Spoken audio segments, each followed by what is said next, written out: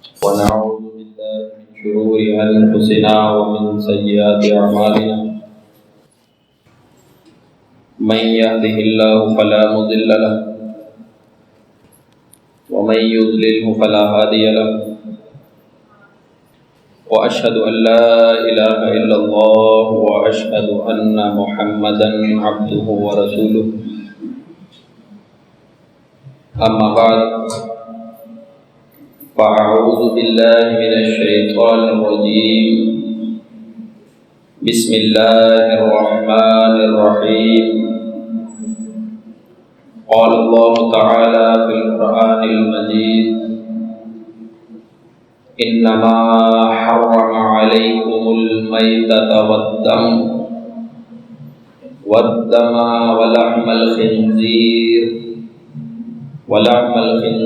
وما أهل به لغير الله فمن اضطر غير باغ ولا عاد فلا إثم عليه إن الله غفور رحيم. وقال في مقام آخر إذ قالت امرأة عمران ربي إني نذرت لك ما في بطني محررا فتقبل مني إنك أنت السميع العليم. محترم عزت مند سننے والے،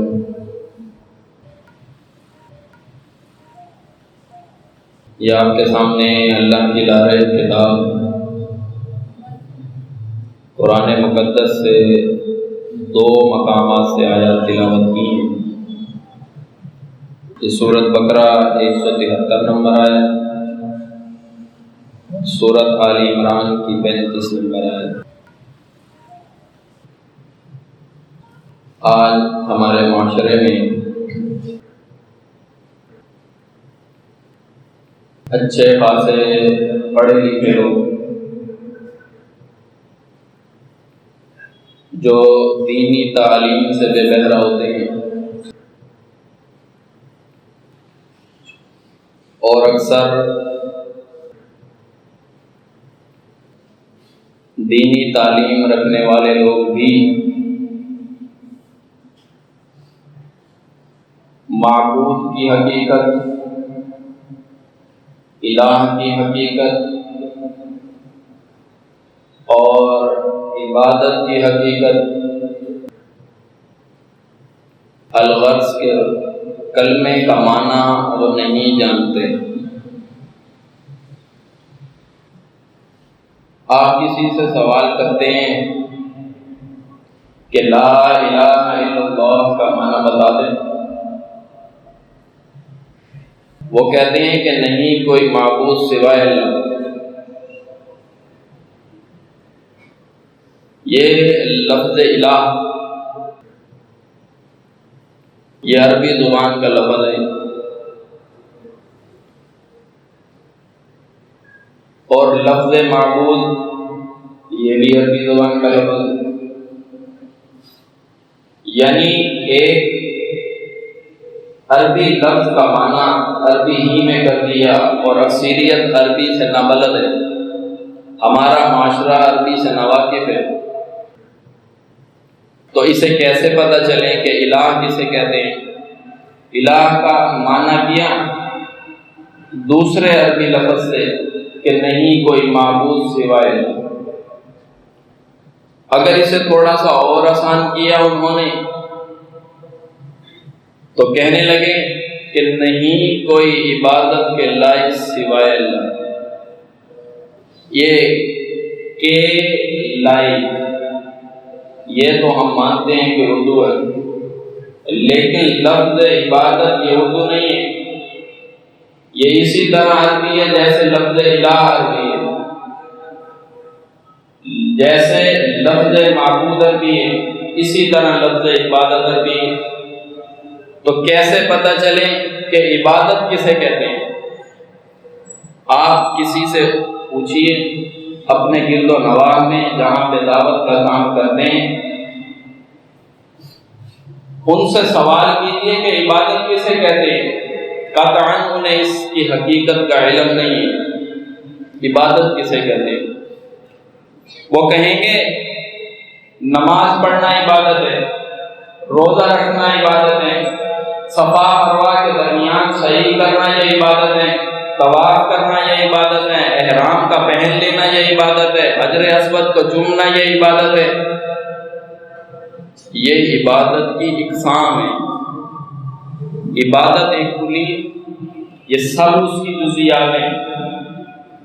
عبادت کی قسم ہے رکوع کرنا، سجدہ کرنا، قیام کرنا، قول کی عبادت کرنا، یہ عبادت کی اقسام ہے۔ عبادت کسے کہتے ہیں اسے قطعاً معلوم نہیں ہے، تو کیسے یہ اپنے عقیدے کی اصلاح کرے، کیسے اپنے معاشرے میں دیکھے کہ ہم جس عمل کو سر انجام دے رہے ہیں کہ وہ عبادت میں شامل ہوتا ہے؟ کون سا ہمارا عقیدہ ہے، کون سا ہمارا نظریہ ہے، کون سا ہمارا فعل اس کو عبادت بنا دیتا ہے؟ اسے قطعاً معلوم نہیں کہ عبادت کسے کہتے ہیں، تو لہذا سمجھنا پڑے گا کہ عبادت کی حقیقت کیا ہے۔ جب اتنی بات سمجھ میں آ گئی کہ عبادت اسے کہتے ہیں، تو لفظ معبود کی سمجھ بھی آئے گی، لفظ الہ کی سمجھ بھی آئے گی، اور پھر جو معنی یہ سمجھے گا کہ اللہ کے سوا کوئی معبود نہیں، اسے حقیقت پتہ چلے گی معبود کی، اسے حقیقت پتہ چلے گی کہ عبادت کسے کہتے ہیں اور الہ کون ہوتا ہے۔ اسی لیے اس مسئلے کو سمجھنا ضروری ہے، اور اس مسئلے کو میں جوڑ دینا چاہتا ہوں۔ آج جو رجب کے عنوان سے ایک مشہور دن ہے اور اس میں نیاز تقسیم کی جاتی ہے، اس سے اس کا تعلق جوڑنا چاہتا ہوں۔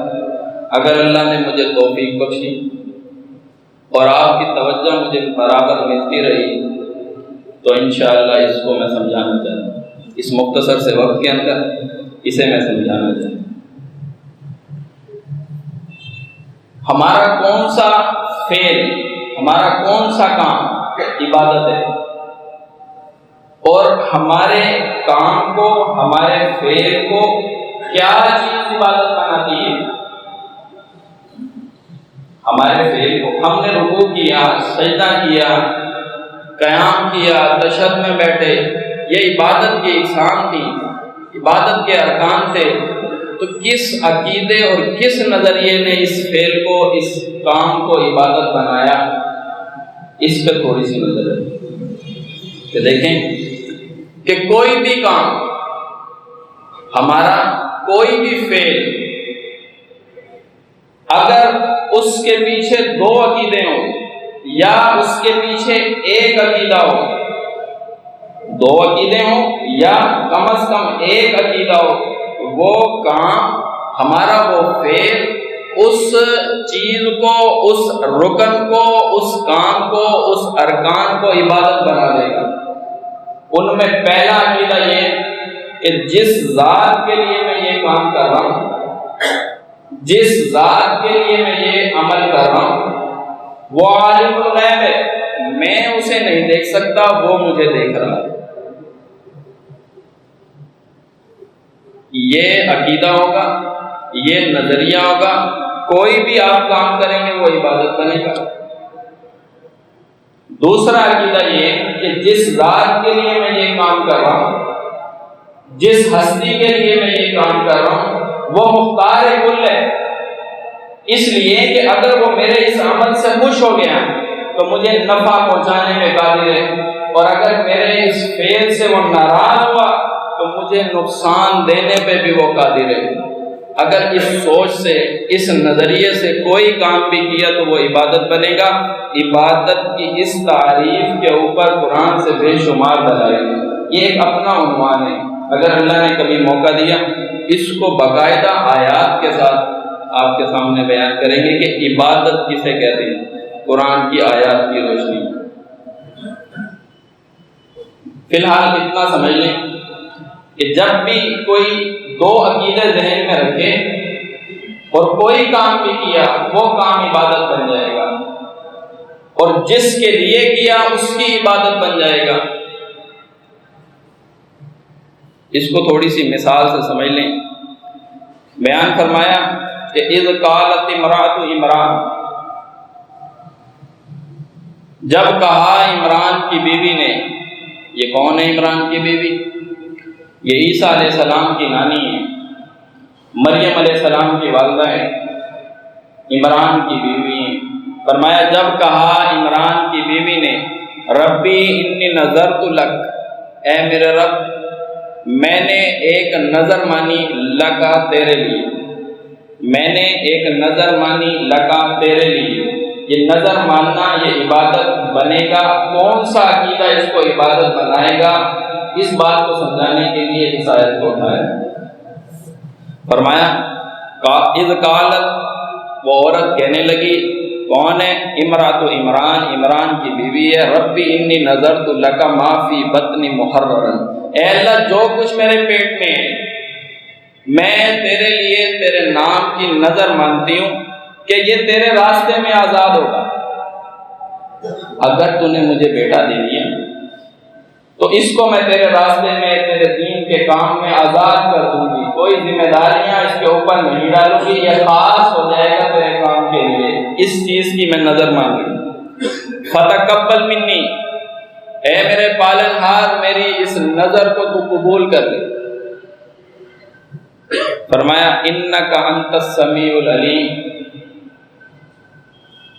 میں کیسے آپ کو بتاؤں، انکا بے شک تو، انکا بے شک تو، انتا تو، انکا بے شک تو، انتا تو، جب دو مرتبہ آیا نا تو عربی کا قاعدہ بنتا ہے یہ حصر ہو گیا، وزن آ گیا بعد میں، تو معنی کیسے ہوگا، انکا انت السمیع العلیم، بے شک تو ہی سننے والا ہے اور تو ہی جاننے والا ہے۔ یہی دو عقیدے، تو ہی سننے والا ہے تو ہی جاننے والا ہے، اسی دو عقیدوں نے نظر ماننے کو عبادت بنایا کہ اے اللہ میں تیرے لیے نظر مانتی ہوں اور یہ نظر مان رہی ہوں اس لیے کہ تو ہی سننے والا ہے اور تو ہی جاننے والا ہے۔ تو یہ نظر ماننا ان دو عقیدوں کے ساتھ یہ عبادت بن گیا۔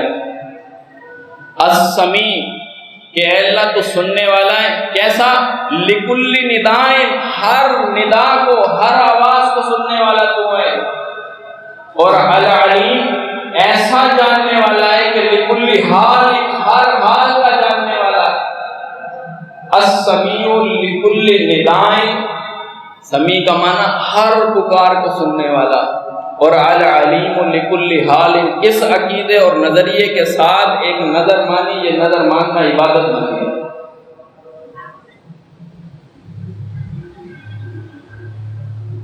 ایک شخص کہتا ہے کہ میرا مریض ٹھیک ہو گیا، یا میرا اپنا مرض ٹھیک ہو گیا، یا میں مقدمات سے رہائی پا گیا،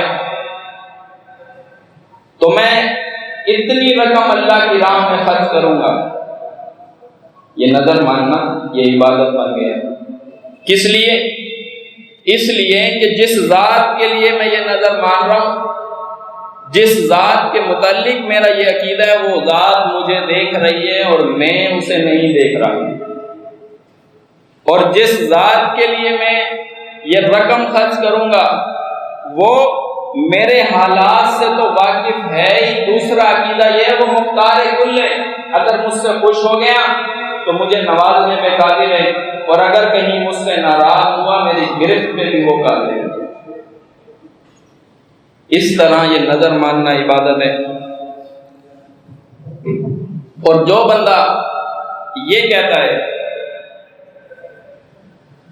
کہ میرا مرض ٹھیک ہو گیا، یا میں مقدمات سے نجات پا گیا، یا میں کسی مشکل میں ہوں اور وہ میری مشکل کشائی اگر ہو گئی تو میں فلاں دربار پہ جا کے دیکھ اتاروں گا، میں فلاں دربار پہ جا کے یہ کام کروں گا، تو یہاں اس شخص کا یہ عقیدہ کہ فلاں دربار والا وہ میرے حالات کو جانتا ہے، وہاں جائیں سلام پیش کریں وہ میرے سلام کو سنتا ہے، کون میرے دربار پہ آیا ہے اور کون نہیں آیا، اسے وہ جانتا ہے، کس نے منت دی ہے اور کس نے منت نہیں دی ہے اسے وہ یہ جانتا ہے۔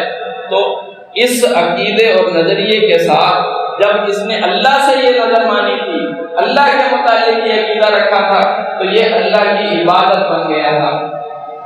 یہی عقیدہ، یہی نظریہ اور یہی فعل اس نے کیا فلاں دربار کا، تو یہ فلاں دربار والے کی عبادت بن گئی، اور یہ فعل اس کے لیے کیا بن گیا؟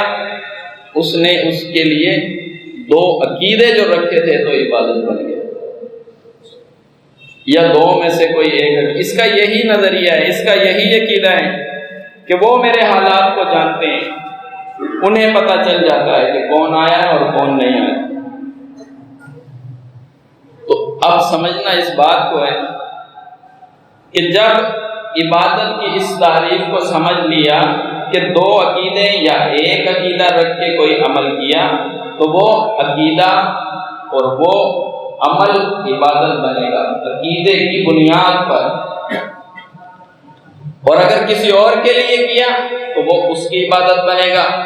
جب یہی کام کسی اور کے لیے کیا تو صرف اتنا نہیں کہ وہ اس کی عبادت بنا، کلمے کا انکار ہوا، بندہ دائرہ اسلام سے باہر ہوا۔ کلمے کا انکار ہو گیا نا، کلمے میں تو کہا تھا لا الہ الا اللہ، اللہ کے سوا کوئی معبود نہیں، یعنی یہ کہ یہ دو عقیدے اللہ کے علاوہ کسی اور میں نہیں پائے جاتے۔ مقصد یہ تھا، عقیدہ یہ بنانا تھا کہ یہی دو عقیدے اور نظریے اللہ کے علاوہ کسی اور کے متعلق نہیں رکھے جا سکتے، اگر رکھیں تو کوئی بھی فعل اس کا عبادت بن گیا۔ اسی لیے ایک حوالہ اٹھا لیں آپ فقہ حنفی کی کسی کتاب کا، فقہ حنفی کی کتابوں میں یہ بات لکھی ہوئی ہے کہ النظر عبادت، کہ نظر ماننا یہ عبادت ہے، والعبادت لغیر اللہ، اور یہ غیر اللہ کی عبادت کرنا کفر صریح و شرک کبیر، صریح کفر ہے اور واضح شرک ہے کہ غیر اللہ کی نظر ماننا یہ عبادت ہے، نظر ماننا یہ عبادت ہے، اور غیر اللہ کی نظر ماننا یہ کفر ہے، یہ شرک ہے۔ اس چیز کو آپ دیکھیں، یہ جو اللہ تعالیٰ نے فرمایا انما حرم علیکم المیتۃ والدم ولحم الخنزیر وما اہل بہ لغیر اللہ، چار چیزیں حرام کی تھیں۔ فرمایا تمہارے اوپر خون حرام ہے، مردار تمہارے اوپر حرام ہے، تمہارے اوپر خنزیر کا گوشت حرام ہے، اور غیر اللہ کی نظر و نیاز یہ حرام ہے۔ یہاں پہ اس طبقے نے جو ممبر اور محراب سے تعلق رکھتا تھا پردہ ڈالا، چھپایا، گھمایا، مسئلہ گول کر دیا، کہنے لگے وما اہل بہ لغیر اللہ کے اندر اس کا مطلب یہ ہے کہ وہ جانور جس کو ذبح کرتے وقت بسم اللہ نہ کہا جائے، باسم محمد کہہ کے اسے ذبح کیا جائے، باسم علی کہہ کے اس کو ذبح کیا جائے، باسم عبد القادر جیلانی ایسے کہیں کہ ذبح کیا جائے، تو پھر تو وہ جانور حرام ہو جائے گا، اور قرآن نے اسی جانور کے حرام ہونے کی بات کی ہے۔ پھر حوالہ دیتے کہ مشرکین مکہ بتوں کے نام کا ذبح کرتے تھے، جب بت ذبح کرتے تھے باسم لات انہوں نے کہہ دیا، باسم منات کہہ دیا، باسم حبل کہہ دیا، کسی اور اپنے بزرگ کا کسی اور بت کا نام لے لیا، تو اس چیز کا اللہ نے منع کیا ہے۔ یہ ایک اعتراض ان کا ہے، اور اس آیت کی تعبیر ان کے ہاں یہ ہے۔ تو ضرورت پیش آئے گی کہ اس مسئلے کو بھی دیکھا جائے۔ اس چیز کو سمجھنے کے لیے تھوڑا سا پیچھے جانا ہوگا۔ وہ پہلے دن جب ابلیس اللہ کے دربار میں کھڑا ہوا ہے، اللہ کے سامنے کھڑا ہوا ہے، اللہ نے اسے اپنے دربار سے نکالا، راندہ درگاہ کر دیا، قیامت تک کے لیے اسے لعنتی بنا دیا۔ وہاں کھڑے ہو کے کہتا ہے اے اللہ، جس کی وجہ سے تو نے مجھے یہاں سے نکال دیا، اپنے پاس سے نکال دیا، میرا مقام مجھ سے لے لیا، میرا مرتبہ مجھ سے چھین لیا، مجھے راندہ درگاہ اور لعین تو نے بنا دیا، اب میں اس کی اولاد کے اوپر کام کروں گا۔ یہ اس نے اللہ کے سامنے کھڑے ہو کے کہہ دیا۔ کہتا ہے کہ میں آؤں گا ان کے پاس من بین ایدیہم ومن خلفہم وعن ایمانہم وعن شمائلہم، انہیں بہکاؤں گا، ان کے دائیں سے آؤں گا، ان کے بائیں سے آؤں گا، ان کے پیچھے سے آؤں گا، ان کے آگے سے آؤں گا۔ آگے ایک جملہ اس نے کہا، وہی کام آج ہمارے معاشرے میں رائج ہے، اس کا جملہ یہ پورا ہو گیا، وہ اپنے وعدے میں سچا ہو گیا۔ کیا؟ وَلَا تَجِدُ أَكْثَرَهُمْ شَاكِرِينَ، اے اللہ یہ بندے تیرے ہوں گے، کھائیں گے تیرا، پیئیں گے تیرا، استعمال ہر چیز تیری کریں گے، نعمت تیری ہوگی، سورج تیرا ہوگا، فصلیں اگانے والا تو ہوگا، ہر کام کرنے والا تو ہوگا، دو گندگیوں کے درمیان سے خالص دودھ ان کے برتن میں ڈالنے والا تو ہوگا۔ وَلَا تَجِدُ أَكْثَرَهُمْ شَاكِرِينَ، لیکن اکثریت کو تو شکر ادا کرنے والا نہیں پائے گا۔ شاکرین کی مواہدین، تو کسی کو مواہد نہیں پائے گا۔ آئیں گے تیرا لیکن نظر و نیاز کسی اور کی دیں گے۔ اس چیز کو تھوڑا اور سمجھیں۔ جب سورۃ اعراف میں اس چیز کو بیان کیا اور ابلیس کا ایک قول سورۃ نساء میں اللہ نے ذکر کیا، مشرکین مکہ کو اللہ نے طعنہ دیا، فرمایا ان یدعون من دونہ الا اناسا، یہ لوگ پکارتے ہیں کسے؟ عورتوں، نہیں پکارتے یہ لوگ مگر الا اناسا، عورتوں کو پکارتے ہیں۔ یہ جو عورتوں کا پکارنے کا اللہ نے طعنہ یہاں پہ دیا، آپ ذرا تھوڑا سا غور کریں، ہر کسی کے جو معبود ہیں، ہندوؤں میں ہوں یا نام نہاد مسلمانوں میں ہوں یا اس سے پہلے مشرکین مکہ کے اندر ہوں، جہاں مردوں کو انہوں نے معبود بنایا، وہاں ان کے ساتھ عورتیں بھی معبود بنائیں، عورتوں کو بھی پکارنے لگے۔ آج دیکھیں پنجتن باغ میں ایک عورت ہے، ان کے ہاں بھی کیا ہے؟ جو لات منات حبل اور ایک نائلہ ہے۔ آپ یہ دیکھیں فرشتوں کو اللہ کی بیٹیاں کہتے ہیں۔ اللہ نے طعنہ دیا، فرمایا ان یدعون من دونہ الا اناسا، نہیں پکارتے یہ لوگ مگر عورتوں کو، فرمایا وَإِن يَدْعُونَ إِلَّا شَيْطَانًا مَرِيدًا، در حقیقت بات یہ ہے کہ یہ پکارتے ہیں شیطان کو، مریدن جسے اللہ نے گمراہ کر دیا، راندہ درگاہ جس کو کر دیا، اپنے پاس سے مقام اس کا وہ لے لیا۔ فرمایا لعنہ اللہ، اللہ کی ان کے اوپر لعنت ہو۔ وقال، وہاں پہ کھڑے ہو کے ابلیس کہتا ہے، وقال کیا کہنے لگا؟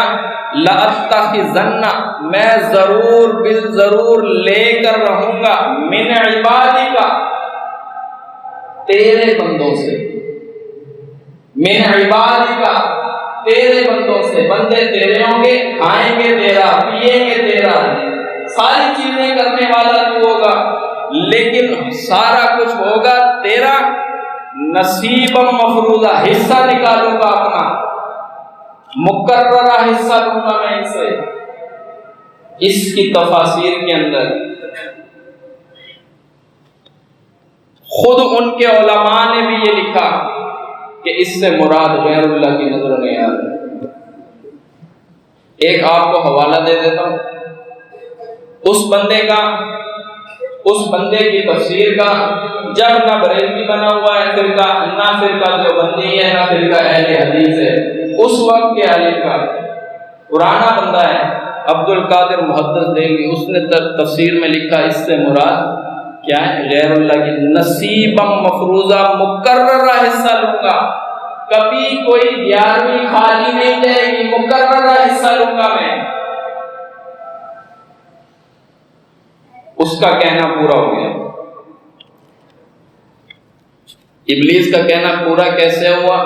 اس کو اللہ نے ذکر کیا سورۃ انعام میں، آیات تھوڑا سا پس منظر ذہن میں ہوگا، اس عنوان سے میں مزید گفتگو کروں۔ فرمایا وَجَعَلُوا لِلَّهِ، مشرکین مکہ کا ذکر کیا، فرمایا بنایا انہوں نے للہ، اللہ کے لیے، مما ذرا من الحرث، اس میں سے جو کھیتی ان کا حصہ بنتی تھی، جو کھیتی اللہ نے انہیں دی تھی، اناج، یہ جو من الحرث آیا نا جب، کہ اللہ نے فرمایا کہ مشرکین مکہ اناج میں سے اللہ کا حصہ نکالتے تھے اور اناج میں سے غیر اللہ کا حصہ نکالتے تھے۔ مولویوں کا اعتراض ختم ہو گیا کہ وما اہل بہ لغیر اللہ میں وہ جانور مراد ہے جس کے اوپر بسم محمد کہا جائے، بسم علی کہا جائے، بسم عبد القادر جیلانی کہا جائے، یہ کھانا، یہ چاول، یہ حلوے، یہ پوریاں، یہ شامل نہیں ہے۔ وہ چیز جس پہ پکارا جائے وہ جانور، لفظ ماں سے مراد لیا، وما اہل کے لفظ ماں سے مراد لیا جانور، وہ جانور جو غیر اللہ کا جس پہ نام پکار۔ اللہ فرمایا وَجَعَلُوا لِلَّهِ، انہوں نے بنایا مما ذرا من الحرث، حرث کھیتی، یہ جانور ہے، حرث کھیتی میں سے، وَالْأَنْعَامَ اور جانوروں میں سے، حرث میں سے بھی، کھیتی میں سے بھی اللہ کا حصہ نکالا اور جانوروں میں سے بھی۔ یہ جو حرث ہے، اگر صرف انعام کا ذکر ہوتا، حرث میں سے حصے نہ وہ نکالتے، شاید کہ ان کی دلیل میں کوئی وزن آتا، اس سے مراد جو ہے وہ چھری پھیرتے ہوئے غیر اللہ کا نام لیتے۔ فرمایا من الحرث، حرث میں سے بھی، کھیتی میں سے بھی، کھیتی کے اوپر چھری پھیر جاتی۔ فرمایا کہ وَجَعَلُوا لِلَّهِ، بنایا انہوں نے مما ذرا من الحرث والانعام نصیبا، ایک حصہ، فقالوا، وہ کہنے لگے ھذا للہ، یہ حصہ اللہ کا ہے، بزعمہم، ان کے خیال میں، ان کے گمان میں، وھذا لشرکائنا، اور یہ ہمارے شریکوں کا ہے۔ یعنی کہ دو ڈھیر لگائیں، ایک ڈھیر اناج کا، جانوروں میں سے ایک حصہ، ھذا للہ، یہ اللہ کا ہے، اور فرمایا دوسرا ڈھیر لگائیں، اناج اکٹھا کیا، جانوروں کے حصے اس کے اندر ڈالے، وَھذا لِشُرَکَائِنَا، اور یہ شریک ہمارے شریکوں کا ہے، ایک حصہ اللہ کا، ایک حصہ شریکوں کا۔ آگے فرمایا فَمَا كَانَ لِشُرَكَائِهِمْ فَلَا يَصِلُ إِلَى اللَّهِ، وہ جو شریکوں والا حصہ ہوتا تھا وہ کبھی بھی نہیں مل سکتا تھا اللہ والے حصے میں، شریکوں والا جو حصہ ہوتا تھا وہ کبھی بھی نہیں پہنچ سکتا تھا اللہ والے حصے میں۔ فرمایا وما کان للہ، اور جو حصہ ہوتا اللہ کا، فہو یصل الی شرکائہ، وہ مل جایا کرتا تھا شریکوں والے حصے میں۔ مسئلہ سمجھیں، میں اس کو تھوڑا کھول کے بیان کروں گا، تفصیل آپ سمجھ لیں کہ ایک حصہ اللہ کا بنایا، ایک حصہ شریکوں کا بنایا۔ کبھی فصل کم ہوئی، کبھی اناج میں کمی آئی، شریکوں والا حصہ کم پڑا، اللہ والے حصے میں سے پوے بھرے، اب اللہ والے حصے کے اندر سے برتن بھرے، شریکوں والا حصہ پورا کر دیا، اللہ والا حصہ مل گیا شریکوں میں۔ اور کبھی اللہ کا حصہ کم پڑتا تھا تو وہ ایسے ہی دے دیا کرتے تھے، شریکوں والے حصے میں سے کبھی نکال کے اللہ کا پورا نہیں کیا۔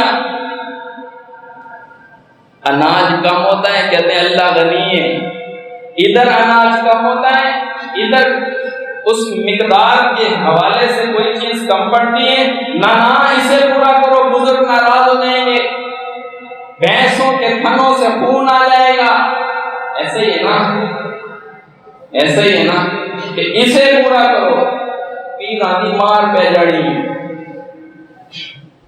یہ اللہ نے فرمایا ساء ما یحکمون، کتنا برا فیصلہ ہے جو یہ کرتے ہیں۔ کیا برا فیصلہ ہے؟ حصہ نہیں ملنے دینا چاہیے، حصہ بنانا برا فیصلہ ہے، دوسرا حصہ بنانا یہ برا فیصلہ ہے۔ پھر ظلم در ظلم یہ ہے کہ اللہ کا حصہ مل رہا ہے شریکوں والے حصے میں، اور شریکوں والا حصہ اللہ والے حصے میں نہیں پہنچ سکتا۔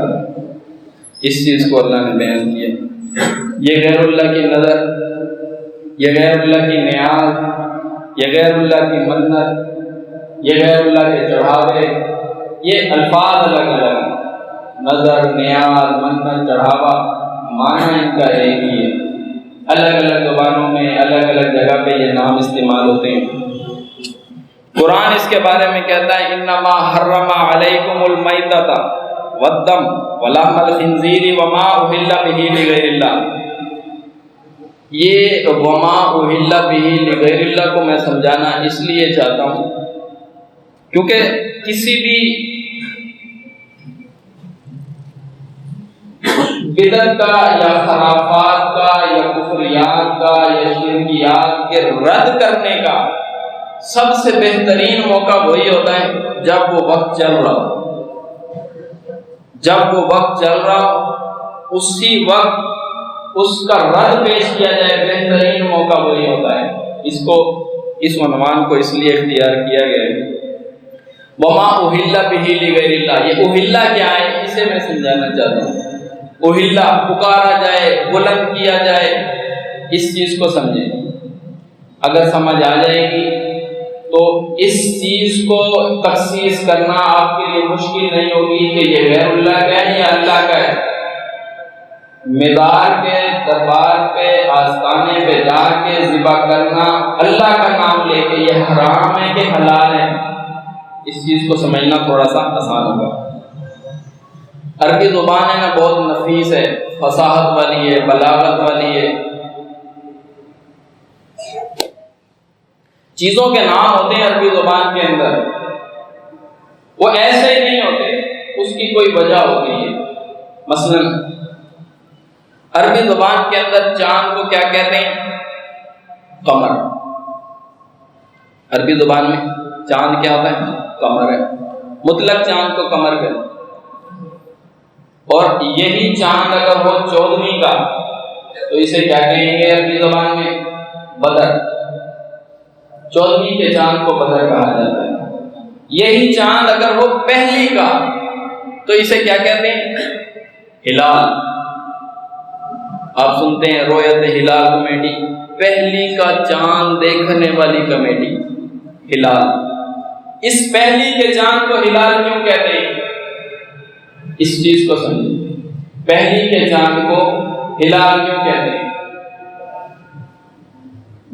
پہلی کا چاند دیکھنے کے لیے کیا ہوا؟ لوگ چھتوں پہ چڑھ گئے. پہلے چھتوں پہ چڑھ جاتے تھے، ابھی ٹی وی کے آگے بیٹھ جاتے ہیں، اتنا سا فرق ہے.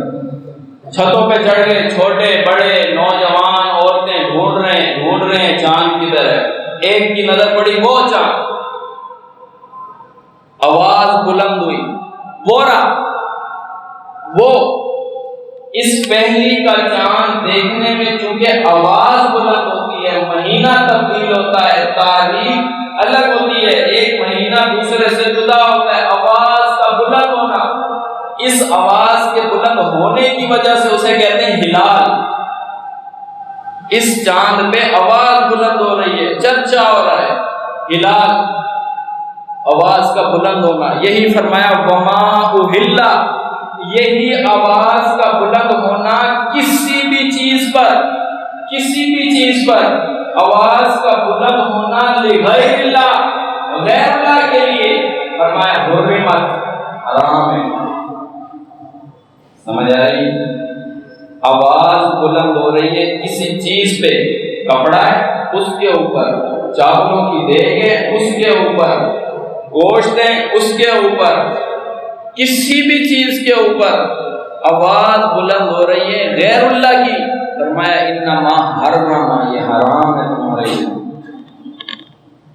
اس چیز کو آپ سمجھیں.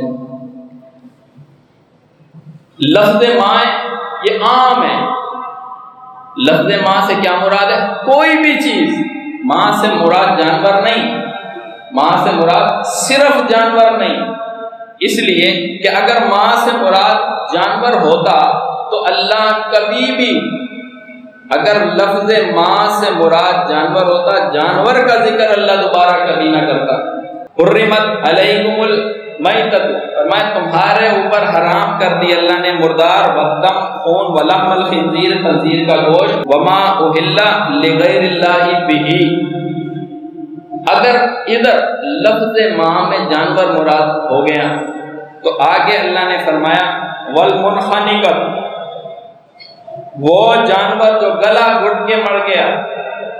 اب جانور کا ذکر الگ ہو رہا ہے، ماں ہر چیز، جانور کا ذکر الگ ہو رہا ہے. والمنخنقۃ، گلا گھٹ کے مر گیا. والموقوذۃ، بلند چوٹ لگ گئی اسے اور مر گیا، فرمایا والمتردیۃ بلندی سے گرا یا مر گیا، فرمایا والنطیحۃ دوسرے جانور کا سینگ اس کو لگا اور مر گیا، وما اکل السبع دوسرے کسی درندے نے اسے کھا لیا اور یہ مر گیا، یہ بچا ہوا گوشت، فرمایا یہ حرام ہے تمہارے لیے۔ آگے فرمایا وما ذبح علی النصب وہ جانور جو کسی آستانے پہ تم ذبح کرتے ہو، یہ جو اگر لفظ ما میں وما اہل لغیر اللہ بہ میں لفظ ما میں جانور مراد اگر ہوتا، وما ذبح علی النصب کے بیان کرنے کی ضرورت نہیں تھی، وہ جانور جو آستانوں پہ ذبح کرتے ہو اسے بیان کرنے کی ضرورت نہیں تھی۔ اس کا مطلب یہ ہے کہ جانور کا ذکر اللہ نے الگ کیا، تمام چیزوں کا ذکر اللہ نے الگ کیا۔ لفظ ماں اس سے مراد کیا ہے؟ اس سے ہر چیز مراد ہے۔ ادھر سے میں آپ کو ایک مسئلہ اور سمجھانا چاہتا ہوں۔ لفظ ماں ادھر سے ہر چیز مراد ہے، مثلا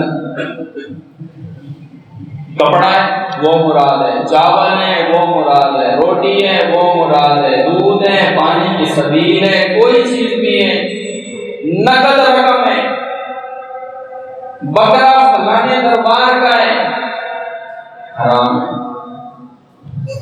جب لفظ ماں، اس نقطے کو سمجھنے کے لیے تھوڑی سی توجہ چاہیے ہوگی، لفظ ماں ہر چیز مراد ہے، عام ہے، عموم اس کا معنی ہے، سمجھ رہے ہیں؟ مشکل تو نہیں ہو رہا ہے، اس بات کو سمجھیں۔ لفظ ماں سے ہر چیز مراد ہے، جب ہر چیز مراد ہے تو اس سے مراد لیں آپ کلمہ، لفظ ماں سے مراد لیں کلمہ، بول، وہ جو منہ سے الفاظ نکلتے ہیں، ہر چیز مراد ہے، اس سے مراد لیں کلمہ، وہ الفاظ وہ بات جو منہ سے نکلتی ہے اور وہ نکلے غیر اللہ کے لیے، اور نظر و نیاز دینا، امام حسین کی سبیل لگانا، امام جعفر کے کنڈے لگانا، 11ویں تقسیم کرنا، یہ اپنی جگہ پہ رہ گیا۔ فرمایا وما اہل بہ لغیر اللہ، وہ کلمہ، وہ الفاظ، وہ جملے جو تم منہ سے بولتے ہو، ایسا بولنا بھی حرام ہے کہ میں فلاں دربار پہ جا کے ذبح کروں گا، میں علی حجویری کے دربار پہ دیکھ چڑھاؤں گا، ایسا بولنا بھی حرام ہے، وہ کرنا تو اپنی جگہ پہ رہ گیا۔ کیوں؟ لفظ ماں چونکہ عام ہے، عام سے مراد کلمہ ہے، بول ہے، بولنا بھی حرام ہے، بولنا بھی حرام ہے کہ میں سبیل لگاؤں گا، امام حسین کی سبیل لگانا بہت دور کی بات ہے، ایسا بولنا بھی حرام ہے۔ یہ لفظ ماں ہے، عام ہے۔ پھر باقی رہ جاتے ہیں اعتراضات، اجی یہ لوگ بڑی زیادتی کرتے ہیں، یہ مسلم مسجد والے ہیں، یہ مسجد توحید والے ہیں، یہ توحید ٹرسٹ والے ہیں، یہ بڑی زیادتی کرتے ہیں، وہ اس میں حرام والی کیا بات ہے؟ اس میں حرام والی کیا؟ ہم نے حلوہ بنایا، ہم نے شیرنی بنائی ہے، ہم نے کھیر بنائی ہے، اس میں کیا حرام ہے؟ سوجی حرام ہے؟ ہم نے حلوہ بنایا، سوجی حرام ہے؟ اس میں کیا ڈالا؟ ہم نے سوجی ڈالی، اس میں ہم نے چینی ڈالی، چینی حرام ہے؟ اس کے اندر ہم نے گھی ڈالا، گھی حرام ہے؟ اوپر بادام پستہ ڈالا، بادام پستے، اس میں کیا چیز حرام ہے؟ یہ اعتراض ہے، اس میں کیا حرام ہے بھائی؟ حلوہ بنائے، اس میں کیا چیز حرام ہے؟ کھیر بنائیے، دودھ حرام ہے؟ چاول ڈالیں، چاول حرام ہے؟ چینی ڈالیے، چینی حرام ہے؟ کیا چیز حرام ہے اس میں؟ یہ لوگ بڑی زیادتی کرتے ہیں، کہتے ہیں یہ حلوہ حرام ہے۔ ہم کہتے ہیں سوجی بھی حلال تھی، چینی بھی حلال تھی، وہ گھی ڈالا، وہ گھی بھی حلال تھا، بادام پستہ ڈالا، وہ بھی حلال تھا، ساری چیزیں حلال تھی، ایک عقیدہ اتنا نجس تھا، وہ پکار اتنی نجس تھی، اس نجس پکار نے حلال چیزوں کو بھی کیا کر دیا؟ حرام کر دیا۔ اس پکار کی وجہ سے، اس آواز کے بلند ہونے کی وجہ سے حلال چیز بھی کیا ہو گئی؟ حرام ہو گئی۔ یہ حرام ہے، اس کی وجہ سے ساری چیزیں حرام ہو گئی، اس کو اللہ نے منع کیا۔ فرمایا وما ذبح علی النصب، وہ جو آستانے پہ ذبح کرتے ہو، اب آستانے پہ تو اللہ کا نام لیا جا رہا ہے۔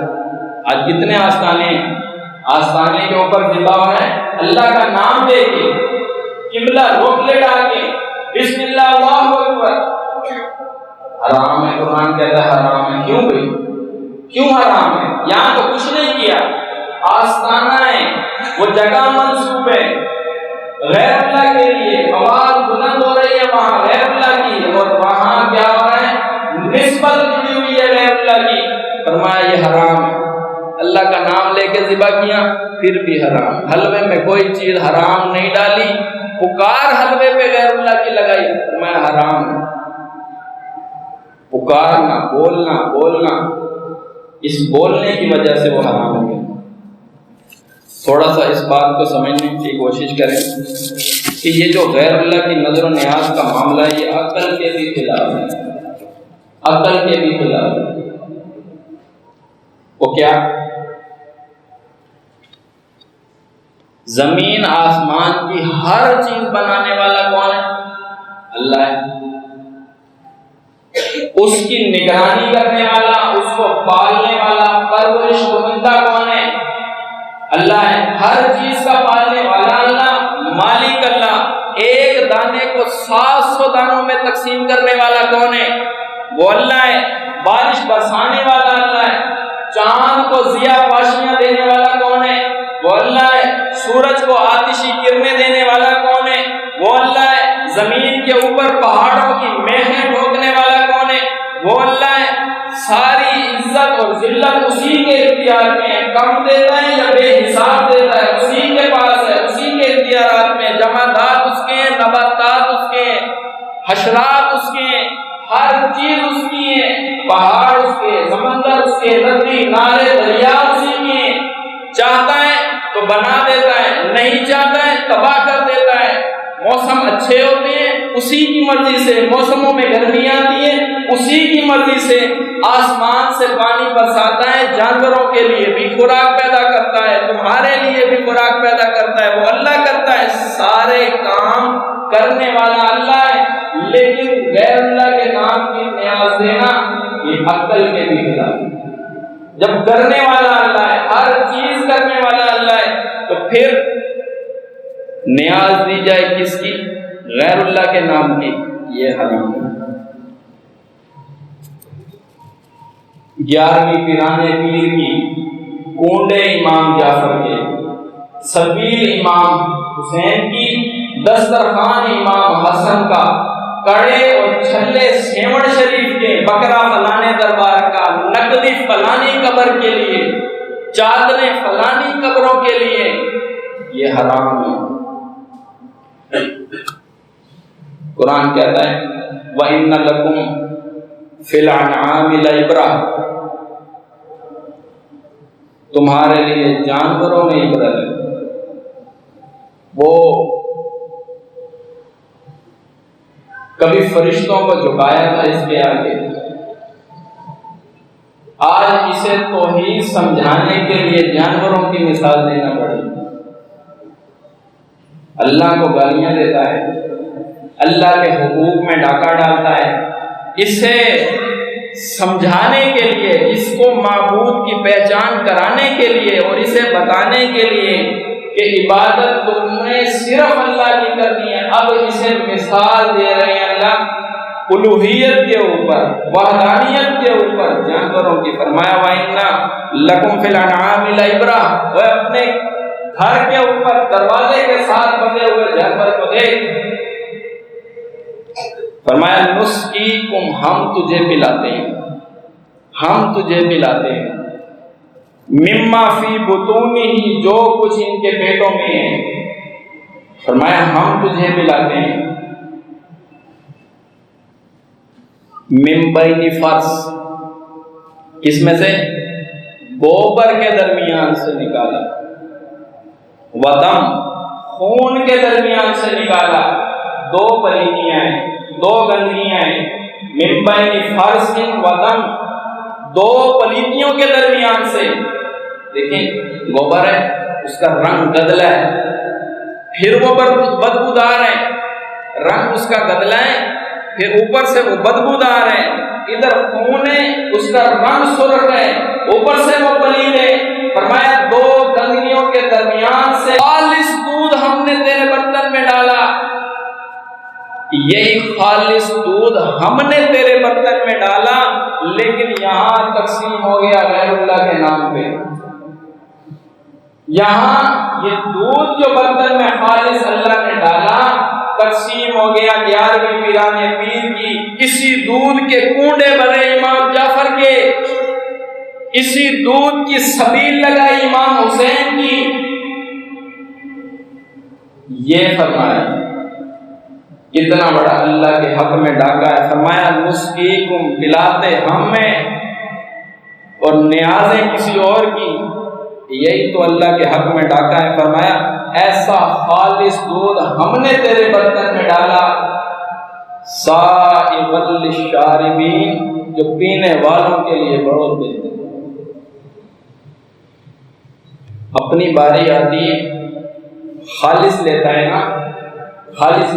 اگر اسی دودھ کے اندر، دودھ کے اس برتن میں 20 کلو دودھ، 25 کلو دودھ کے برتن کے اندر اگر اللہ شامل کر دیتا من بین فرث میں سے ایک قطرہ، گوبر میں سے گوبر اس دودھ میں شامل کرتا، پیتا، چھوڑ دیتا نہیں پیتا. خون اس میں شامل کر دیتا، پیتا نہیں پیتا.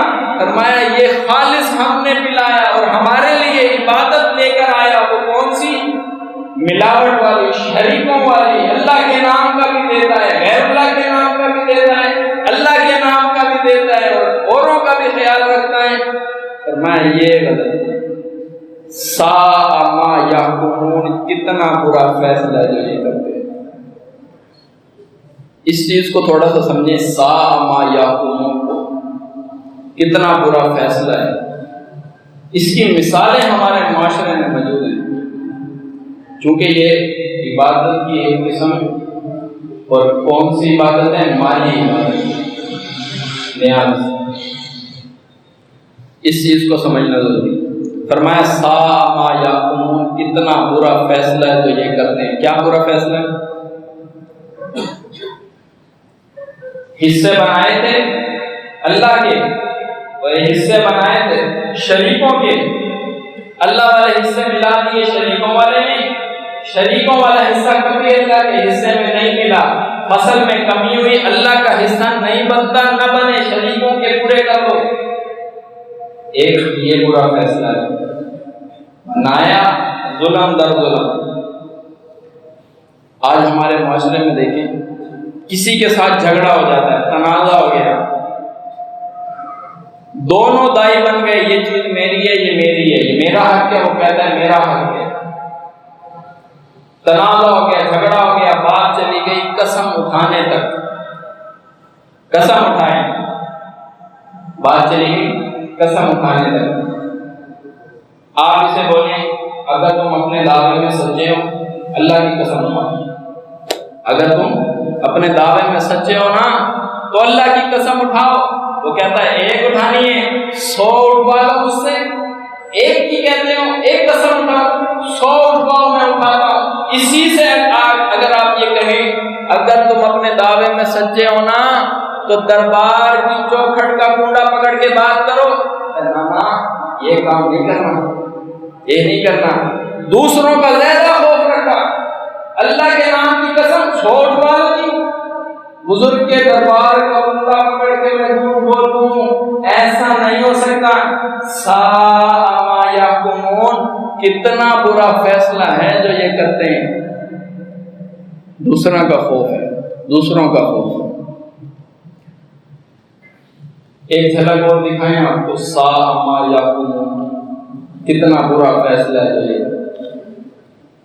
کسی بھی تقریب کے اندر یا عام گھر کے اندر کھانا بنایا، سادہ کھانا ہے، عام کھانا ہے، کھانا بنایا، سب نے کھایا، بچ گیا، یہ باہر پھینک دیا جاتا ہے، یہ باہر پھینک دیا جاتا ہے، کونے میں رکھ دیا جاتا ہے، پھینک دیا جاتا ہے کچرے کے ڈھیر میں. لیکن اگر یہی کھانا ہو لنگر کا اور یہی کھانا ہو یا پینا ہو شربت ہو امام حسین کے سبیل والی،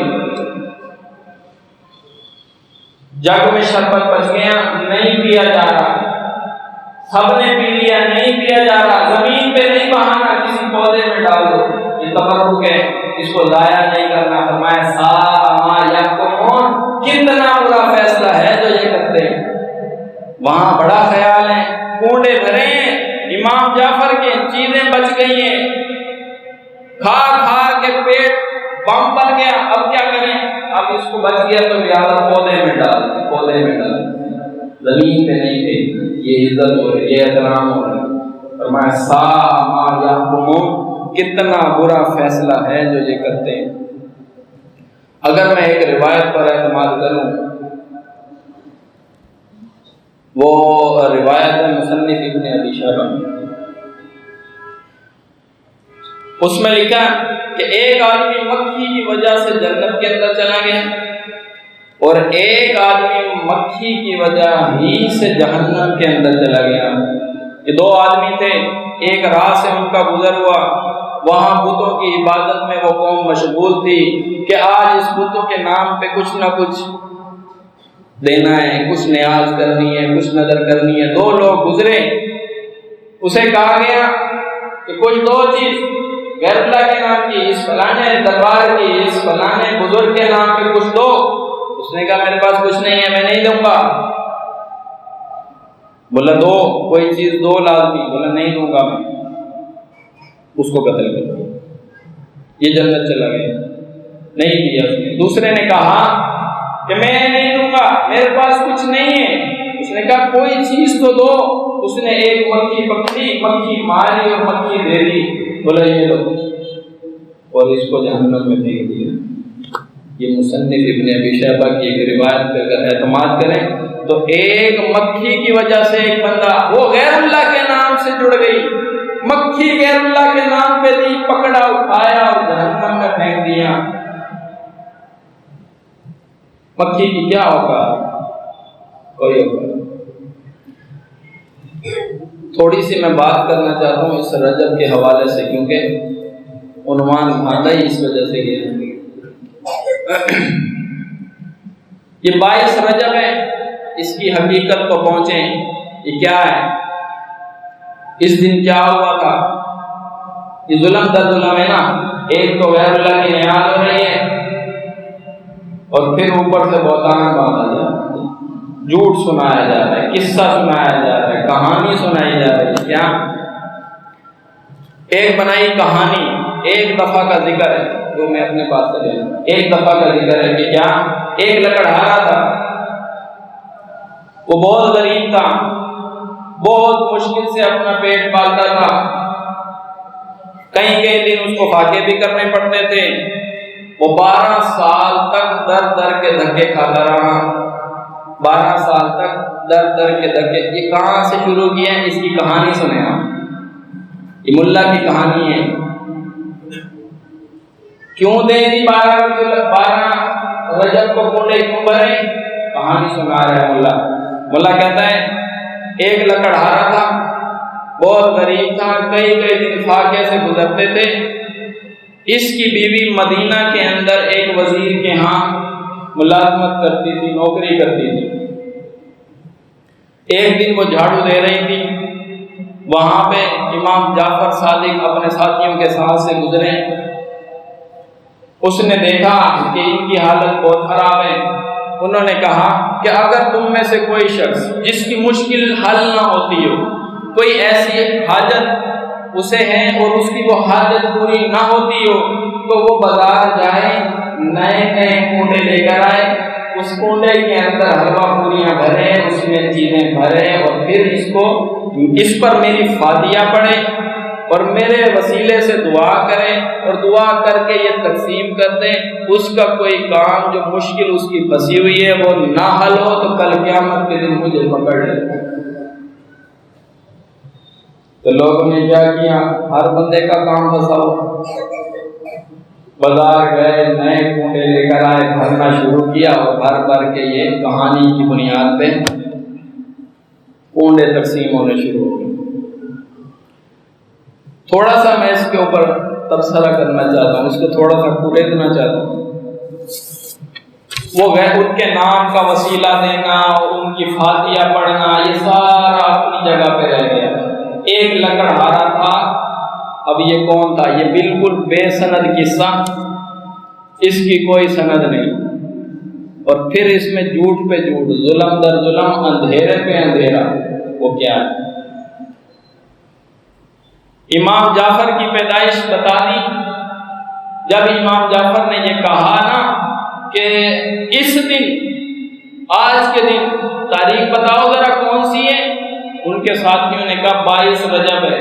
انہوں نے کہا کہ 22 رجب ہے تو اس دن تو میں پیدا ہوا تھا، تو بس اب تمہیں کوئی حاجت تمہاری پوری نہ ہوتی ہو تو اس دن تم کنڈے لاؤ اور کنڈے لا لا کے تقسیم کر دو، اس میں چیزیں بھر دو، تمہارا کام نہ ہو تو میں پورا کروں۔ تو جی اس دن امام جعفر پیدا ہوئے تھے، اس پیدائش کی خوشی کے اندر کنڈے بھر رہے ہیں۔ امام جعفر کی پیدائش 22 رجب کو، اس کا کوئی حوالہ نہیں، یہ قصہ بے سند۔ اس میں مزید آپ کو آپ کی حیرانی میں اضافہ کرنا چاہتا ہوں، تھوڑا سنیں اس میں۔ ایک روایت کے مطابق امام جعفر کی پیدائش ہے 8 ربیع الاول کو 80 ہجری میں۔ 8 ربیع الاول 80 ہجری، ذہنوں کو تھوڑا ہلکا کریں، سمجھ لیجیے۔ 8 ربیع الاول 80 ہجری امام جعفر کی پیدائش کا دن ہے۔ دوسری روایت کے مطابق 17 ربیع الاول 83 ہجری امام جعفر کی پیدائش کا دن ہے۔ اچھا، ان کی وفات کا دن ہے 15 شوال 148 ہجری، 15 شوال 148 ہجری۔ نہ موت کا دن ہے نہ پیدائش کا دن ہے امام جعفر کا 22 رجب کے ساتھ، نہ موت کا دن نہ پیدائش کا دن۔ پھر اوپر اور بات سن، امام جعفر کی زندگی کے اندر مدینہ میں کوئی بادشاہ ہی نہیں ہے۔ ایک بادشاہ تھا، اس کا وزیر تھا، وزیر کے گھر لکڑہارے کی بیوی کام کرتی تھی۔ مدینہ میں وزارت کہاں سے آ گئی؟ مدینہ میں کون سا بادشاہ تھا؟ مدینہ میں تو بادشاہ نہیں ہے، مدینہ کے اندر تو وزیر نہیں ہے۔ یہ کس وزیر کے ہاں کام کرتی تھی؟ سنایا نا جس نے، اس نے سوچا ہی نہیں۔ پھر آپ یہ دیکھیں کہ 22 رجب، دراصل یہ جو امام جعفر کے زندگی کے 52 سال ہیں، یہ سال ہیں اور یہ دور ہے بنو امیہ کا۔ یہ دور ہے، ذرا تھوڑا سا جوڑیں مسئلے کو، یہ دور ہے بنو امیہ کا، اور بنو امیہ کا دور جن کے گلے میں اٹکا ہوا ہے، بنو امیہ کا دور جن کے گلے میں پھنسا ہوا ہے، وہ شین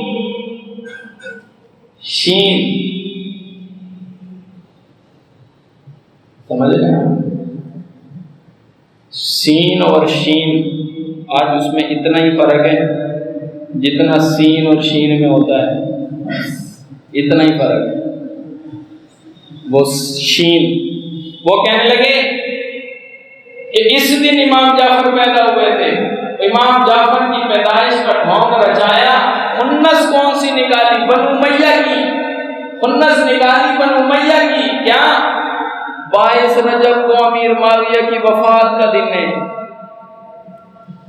وفات کی خوشی منائی جا رہی ہے، کس نام پہ؟ امام جعفر کی پیدائش کے نام پہ۔ نیچے سبحان اللہ، عوام بھی ماشاءاللہ پوچھتی نہیں ہے، تحقیق نہیں کرتی ہے، امام سے سوال نہیں کرتی ہے، حضرت جی یہ کہاں لکھی ہے پیدائش؟ کوئی پتہ نہیں۔ ایجاد کرنے والے کون ہیں اور کن کے گھر کھائی جا رہی ہے؟